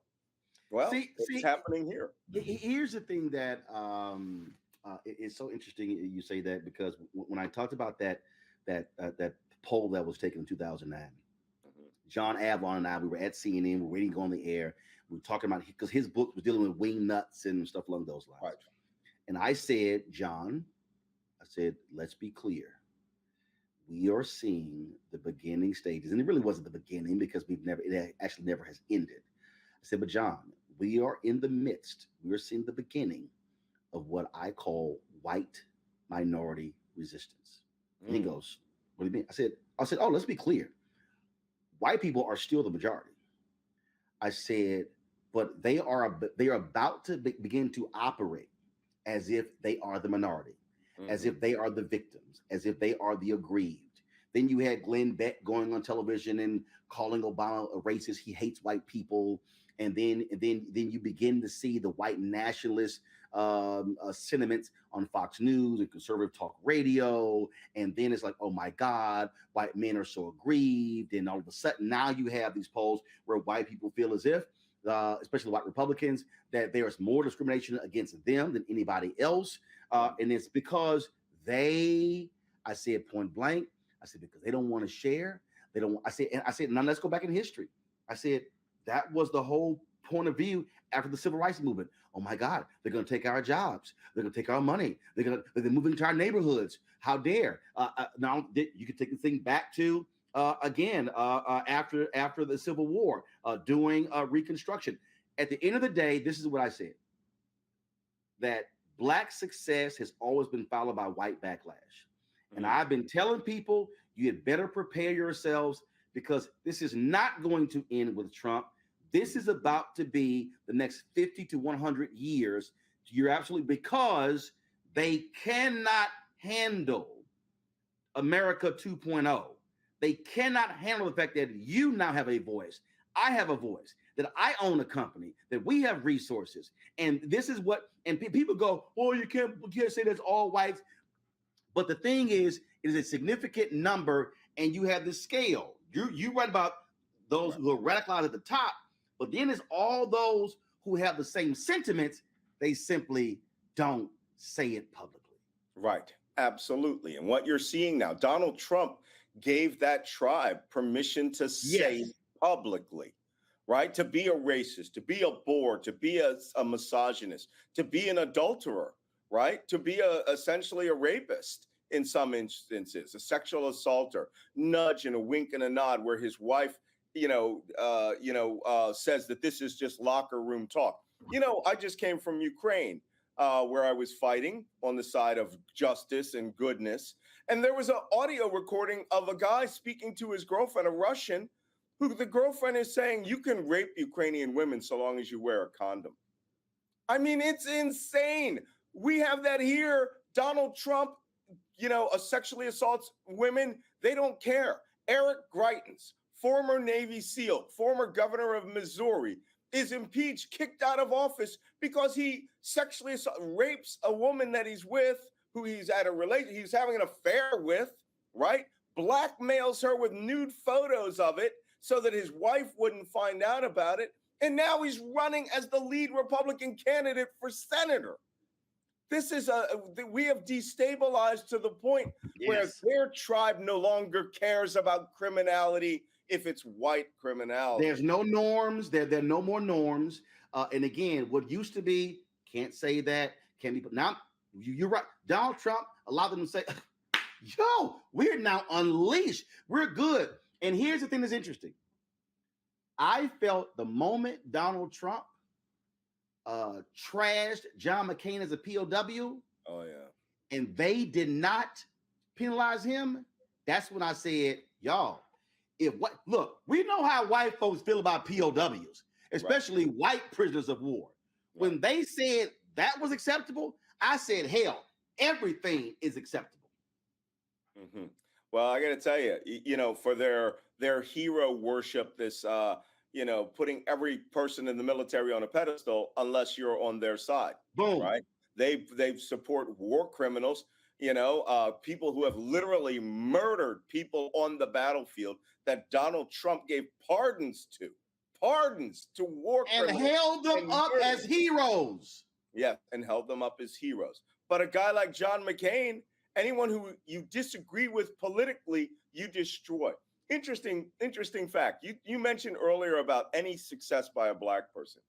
I find it fascinating. I actually have an entire class of critic in the Republican side that are disgraced former felons, right? Scott Ritter, the former weapons inspector who was arrested and sent to prison for 3 years for soliciting pedophilia, right? John Kiriakou, CIA officer who was he was sent to prison for outing a CIA officer's real name. This one guy who's on Twitter, who I've never met before in my career, swears he served with me, right? Is a 3-time felon DUI. Jack Posobiec, as another guy kicked out of the military, Right. suspected of working with Russian intelligence, and was made the urinalysis officer. Every one of them attacked me publicly in hopes that they can rise in the Republican Party by attacking a successful black man who they can't get anything on, and it drives them nuts. But they do it. These are convicted felons, pedophiles, drunks, and this is their way up. It's utterly amazing. Take down a black man, go after a black Supreme Court justice, go after the former black president, go after any white that supports equality in any way, shape, or form. This will lead to guns at some point. As we say, it'll go to guns. And someone will say, or someone will act and decide that they've had enough dealing with this with shooters 1, 2, 10 at a time. And they will start doing Timothy McVeigh, when he blew up the Murrah building, it was part of the plan in his head that a race war was supposed to break out in America, and that all whites in the military and police were supposed to take their weapons, turn, and start mass murdering blacks. You know what? Timothy McVeigh would be held up as a hero today, and an icon would probably get an internship. Yep, boom. You absolutely nailed it. And the thing that bothers me, Malcolm, is that, oh, you're an alarmist. Oh, Roland, you're racist. You're wrong. And I keep trying to warn people. What I remember on ABC this week, I said, Republican Party has allowed evil into their home, and now it will consume them. Well, we can go back to the Tea Party. We can know how this thing escalated. And the problem that I have, Malcolm, is I do not believe current Democratic leaders fully comprehend and understand the lengths to which these people are going to go. President Biden kept talking about, he in his mind, he really thought the Republican Party of old was going to return when Donald Trump left. And I'm like, bruh, that's gone. These people are appealing to the extremists. They are appealing to the Confederates. They are appealing to the racists. They know that's their base, and they are not going to go back. That's gone. And you know what? I have an entire chapter in this book, which my editor actually argued with me about a year ago, where I talked about how the Republican Party sought to co-opt the strength and energy of QAnon, right? The crazy conspiracy theory in which liberals are eating children and drinking their blood in order to get high or stay young, right? Which is just insane, right? I mean, the QAnon people were the first people into the Capitol. We saw all of that.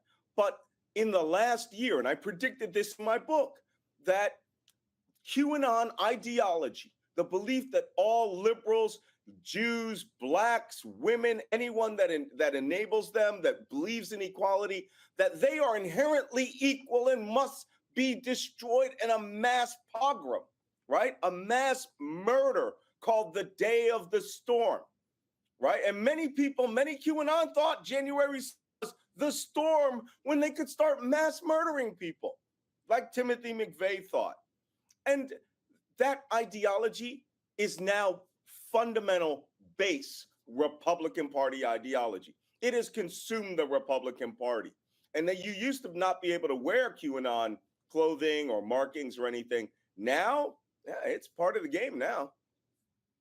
It's part of the game. And the thing that, again, I keep trying to explain to people, when you begin to really break down this thing, I think, again, part of the issue in America is that when you talk about white supremacists, white nationalists, these racists, people keep thinking, oh, flags burning in yards, Klan hoods.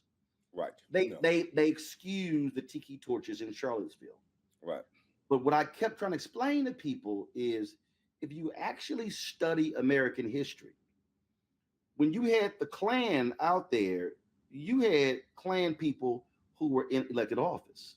Absolutely. You couldn't get elected in office at some points with the rise of the Third Klan. You had, and of course, Republicans go, oh, it was a Democratic Party, but they forget about that group of white Republicans. It was called the Lily White Party. Lily White Party. Mm-hmm. And it was Hoover, President Hoover, who was one of their leaders, the Lily White. And the Lily White Republicans aligned with the Klan, with Southern Democrats, Southern Dixiecrats, because white was white. And what we have to understand is that now you have individuals who are in public office, who are aligned politically with these people, who are passing laws. Now you have a hardcore Supreme Court that is returning states' rights. And so now their whole deal is Republicans controlling 30 legislatures, controlling Republican governors' mansions. Their whole deal is, you know what? Yeah, we'll deal with the federal, but we're going to control more than half of American states, and they're giving us the power to do so. And also you combine the extremists, the malicious, you can combine now with those in political power. Now all of a sudden, they literally have this entire infrastructure to then drive through their agenda, and their agenda ain't got nothing to do with me and you. And listen to this. Here's one of the scenarios that I outline in my book, because people will say, well, you know, the federal government will keep us safe, and, you know, this isn't going to happen. Here's where the next insurrection is going to happen. It's going to be after the Supreme Court, of course, rules that states essentially have supremacy over the federal cause. You will have an insurrection that takes over a state house with armed men by the hundreds and hundreds and hundreds. And they will either beat or in some way get rid of the Democrats in the state legislature. Malcolm, that sounds like the period of Reconstruction when they cut the deal of the Great Compromise of 1877 and removed the federal troops from the last 3 southern states. Right. But what you're going to see in this modern iteration of it is, instead of the governor calling out the National Guard, the governor will support this. And the state troopers will support it. And the legislature will support it. And they will not allow or threaten to not allow federal authorities in their state. That's going to happen. And they'll essentially declare themselves a free state of, you know, Alabama-sonia or whatever it is, you know, which is really sovereign citizen talk, that they are no longer part of this. This is a soft secession, all right? Because it's logical that this is going to come next, that they believe that they themselves, that states' rights now eliminate because of the Supreme Court, right, is now eliminating the supremacy clause in the Constitution, which is literally written in there, right? But they're going to give them a way around it. And then people are going to start declaring that, you know, that Oregon and parts of Idaho or the whole state of Idaho, they don't have to listen to federal laws. The Supreme Court told them they don't have to. And I'm telling you, Supreme Court, reworking the Supreme Court and, you know, through the House of Representatives, getting a better vehicle to impeach them and getting more Supreme Court justices on there. That's imperative. But you know what? Like you said, Democrats and our Democratic leaders do not think of this as dangerous, because they are not radicals. They are the soft-spoken people who want to see cooperation and kumbaya until someone comes through their office and threatens to kill them, right? Republicans the same way. Steve Scalise didn't learn anything about a random gunman coming out and shooting him. He would more, he almost advocates for, you know, the January 6th rioters in the overthrow of the government. They want this government back, and they want it in their version of America. And as the great defense writer Thomas Ricks wrote, he said, I can't believe that there's a segment of the white American population that no longer believe or will support America unless it's the America they want by force. You know, I think what is most frustrating is when we walk through these things, and there's some black people. Malcolm, dude, come on, really? I mean, y'all try to take it too far. But part of this, Malcolm, is because there are too many people, Black people, white people, Latinos, Asian, Native Americans, who are truly ignorant of American history. Yes. They always say, you got to know where you've been and know where you are and know where you're going. And when we see these things happening, and I can tell you, I've been on when I was on CNN for 6 years and making appearances on ABC and these other places. You know, the one time I did Bill Maher's show, walking all these people, you know, like, oh yeah, okay, all right, okay. And I'm going, y'all ain't paying attention. This is American history. What you're describing in this book, what we're talking about, has already happened. This is truly history repeating itself. Oh, absolutely. I mean, most people don't realize there were 3 rises of the Ku Klux Klan. I mean, it didn't happen once, it happened 3 times. And at one of them, the first one, federal forces put it down like the Iraq insurgency, right? They tore through villages. They rooted up governors. They rooted up legislators. They took them all out, right? And got rid of it. Then, of course, that's when the compromises came in to allow them to take power again. Right? And then in the 1920s, the third rise of the Klan, it was extremely popular in the northern states. Extremely popular. So were lynchings were extremely popular. And you couldn't get a job in some places if you were not a member of the Ku Klux Klan. Our problem is like you say, we are history ignorant. Now, I'm an intelligence professional. My job is to study an operations area, and I study their history to find out where is the base of their grievance. Our problem is we don't care where the grievance is, so long as the Masked Singer and Candy Crush is available, right? And that we get to listen to our music, and gas isn't too high. We don't care. Right now, because of gas prices, we have Democrats. How is it Joe Biden has a 33% approval rating amongst Democrats, right? He's given them almost everything they want, except everybody wants their own little thing. And they would rather lose this country entirely than not get their particular issue, whether it's criminal justice reform. Well, now we're starting to see what it looks like when you lose those things in spades. But wait till we lose them, and then suddenly you start losing your life by people who believe civil war is the only option. Oh, but we're not going to be ready for it. And that's why I wrote this book, so you can be ready for it. On that particular point, I think it is crucial to really break that down because, you're absolutely right. I mean, I hear these people and I deal with these FBA, B1, ADOS folks, and I walk them through and I go, so I says, I'm confused. This one dude, he ran against Clyburn for Congress, and he was like, he was going the Democrats, and I said, but you ran as a Democrat against Clyburn, so are you talking about yourself? And then folks like, so you want reparations? And then I said, well, show me one Republican who supports reparations. And then I say, so how you think you're going to get it? I mean, this is real simple. And I totally understand. And I'm there with anybody. People, tangibles. Well, first of all, I can ask someone to support something and they could say yes, but it doesn't mean it's going to happen because I then got to make sure after they get elected that they actually do what they said.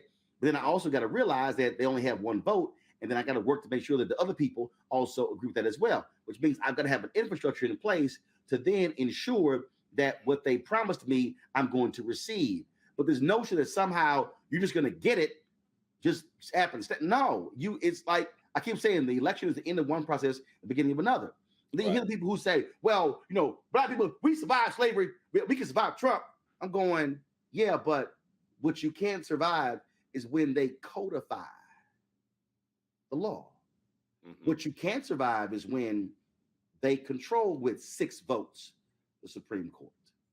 And then the Supreme Court begins to run the table on laws. When the Supreme Court says that federal judges can no longer consider new evidence, even if it shows that you're innocent, because the laws have already been followed and you got a fair trial. Yeah. And I walk people through this stuff, and they act as if I'm speaking a foreign language, and I'm like, y'all, that's light. They're going further. All these folks who are LGBT, don't think for a second the abortion ruling is the end. Clarence Thomas made clear, we going after contraception. We go after same-sex marriage, and they're not going to stop. And then it's kind of like, well, no, there are other. I'm like, okay, y'all go ahead and play that game and see what happens. They're playing the long game, and that is to have entrenched power that even when those numbers change in the emerging minority, because the majority, they still gonna control this sucker. Yeah, but one of my favorite movies is the movie Judgment at Newark, right? Which is the trial of these Nazis at the end of World War II, the Nuremberg trials. Yep. But what people tend to forget is who are the Nazis that they were trying?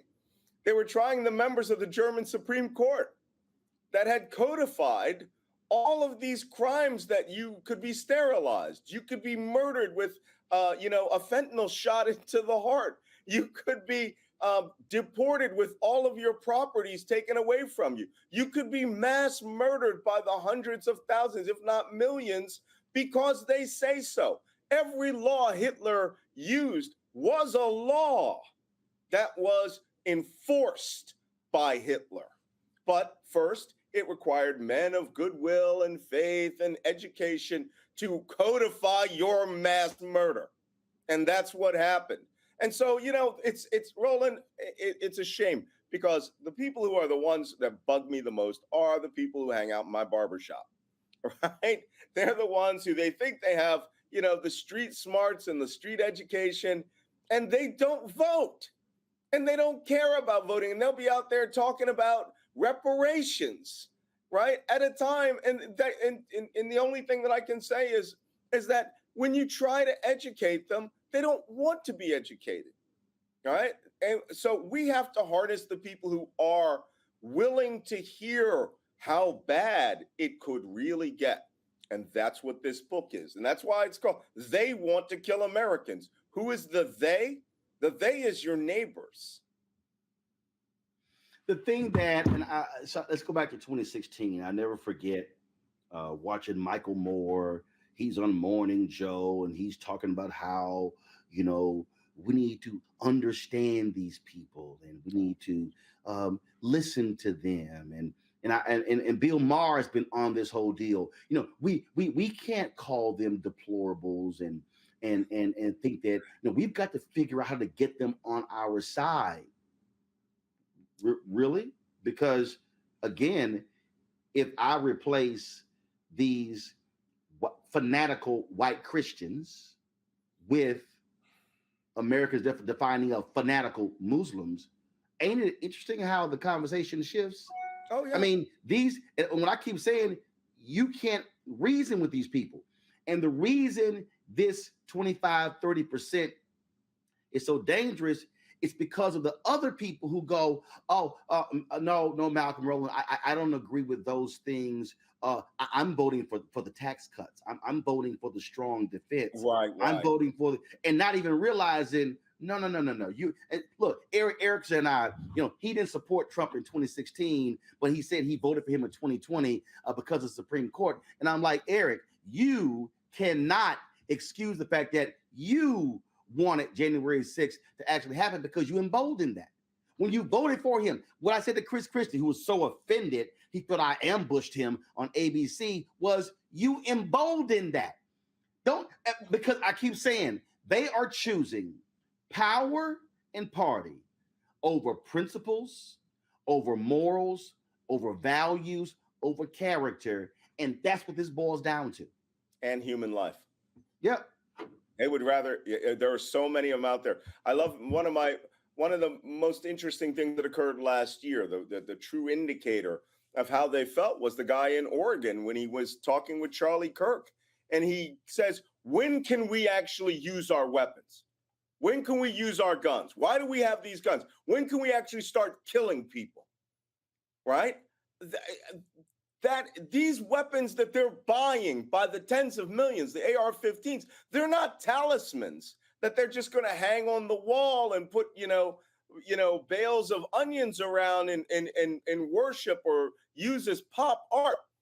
These are vehicles and tools that they would like to use.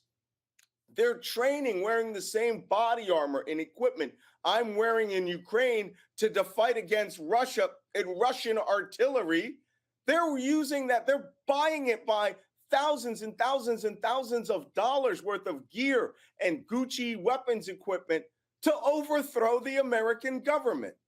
And in the 1860s, we didn't have this problem. Yeah, some guys had muskets and everything, but they actually had to raid the arsenals to get really good weapons. And believe me, at some point, someone's going to think that's a good idea down in the South, right?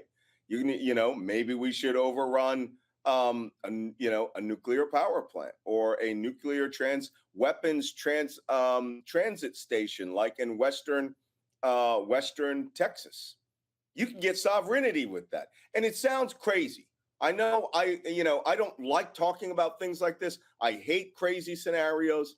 The problem is I am not saying anything that is coming out of my head. Everything I say has come out of the mouth of some white supremacist neo-Nazi on their own forums. Ideas on how to how to seize nuclear bombs or get sovereignty in states which have, Air Force ballistic missiles. It's crazy talk. But guess what? It's crazy talk that is now being spoken in the halls of the Republican Party, and where they believe that they can now bring violence to their fellow citizens because we're non-entities as far as they're concerned. I think what also bothers me immensely, Malcolm, is this refusal to act as if we cannot, and again, when I say we, I ain't talking about black people, treat these folks as to who they are. This denying of the reality of white domestic terrorism, right. This notion that somehow it doesn't exist. And I'm sitting there going, are y'all crazy? I'm like, what are you talking about? When the FBI director has repeatedly said that the number one threat internally is white domestic terrorism, they do not want to accept it, which then means that they don't want to use the proper legal authority. And I'm going to say it, and I don't care. Attorney General Merrick Garland, what the hell are you doing? I'm sorry. The Department of Justice in dealing with these white domestic terrorists is being far too passive because the grave threat that these folks pose to this country is enormous. Yeah. They should have had a guy like Glenn Kirshner, right? One of our peers on MSNBC, who understands the gravity of the threat and would also understand the gravity of what it would mean for the Attorney General to come out and say, we are going to now track you down. We're going to find you. If you're going to be out there plotting sedition, America will be defended. Well, that's not what we're getting out of the Justice Department. Here's what we're getting. Oh, wait. Oh, I can't get it. It's so soft because it doesn't exist. They're doing nothing. And if they are doing stuff according to procedure, these procedures will end the United States. All right. Lawyers are too chummy. I don't know if you've ever been in the room with a group of lawyers from opposite political parties. They talk to each other and they ask, where'd you go to law school? Where did you clerk? Who did you work for? How much are you guys making in this place? They're chummy to the point where Republican lawyers, though, are plotting the end of the United States publicly, and Democratic lawyers are looking to see if there's a law firm they can move over to. It's incestuous and crazy. So, what must folks be doing? Because this is real. Folks, this is not a movie. This ain't fiction. This thing is happening. Yes, it is. Well, let me tell you, I get asked this all the time when I'm around the States going in airports. Everybody says, Malcolm, you're a military guy. What kind of weapons should I be buying to prepare for the Civil War? What should I be doing? They're preparing for Civil War. I need a gun. I need a handgun. No, you don't. All right. Yeah, I collect firearms. Yeah, I have a lot of military experience. You do not need these. The only thing we have that is the truest, most powerful, lethal weapon that we have is the collective voting of our community, right? They are literally overturning the laws to make sure blacks don't vote, and especially older blacks who go to church, that they don't vote. And they are doubling down on the, bread and circuses so that young blacks are frustrated, right? And they only will vote when it's their own personal interest, but they don't want you voting at all. So if you don't vote, you're the idiot. You're the sucker. You're the mark, because you have been played by the, we used to make the joke in the movies, right? That there's the white guy who's controlling everything in the government, the man, right? Donald Trump is the man now. An entire political party exists to execute his will. And here's his will. He wants to peel off 20% of black men to vote for their own extinction. That's insane.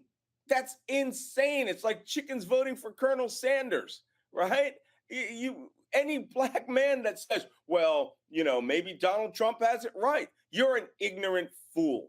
My family did not run away from slavery in 1864 to join the Union Army and then serve nonstop for 150 years because you're stupid.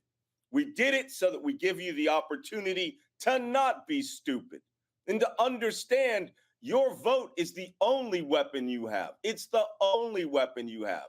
And if you think you're just going to sit on your hands, okay, you may as well be like those people in the TV show, the zombie show, Walking Dead, where, they would go to these signs, they would follow these signs during the zombie apocalypse, and they would find a camp of survivors, and it turns out the survivors were cannibals. Okay? You're food to them.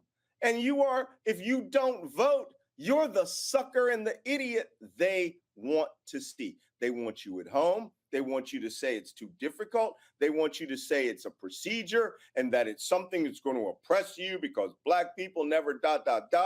We fought for this. Martin Luther King died for this. So I think that, Roland, we really, really have to understand it's not about guns.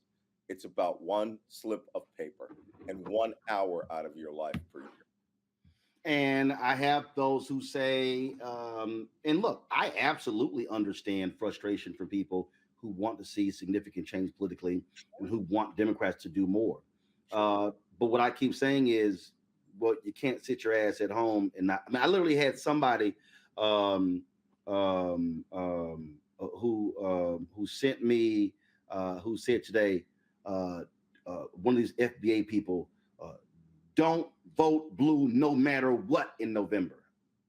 And I'm like, you have no idea what these people across the aisle have in store. When you have those senators, Hawley, Langford, Kennedy, Cruz, Cornyn, and the craziness that they will unleash in the Senate if they get control, and then Jim Jordan being the chair of a committee if they control the House, and Marjorie Taylor Greene, if she doesn't lose, still there, and a Boebert, I'm like, you have got to be out of your mind to act as if you're not going to vote.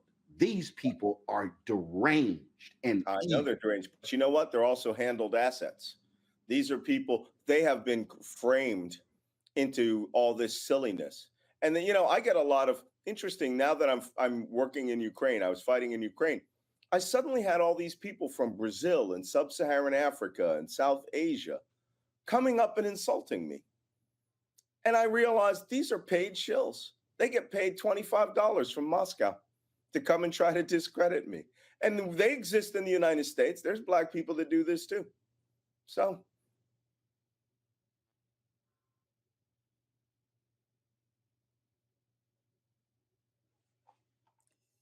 Oops. First of all, it's a book that you need to read. It's not as if Malcolm wasn't on the money with his previous books. I'm never wrong. As you said, Malcolm, it's understand it's listening to people who are in intelligence, who do this for a living, and whose job is to not actually pay attention to what's happening right now, but to actually focus on what is about to happen, what's going to happen in the next year, 2 years, 5 years.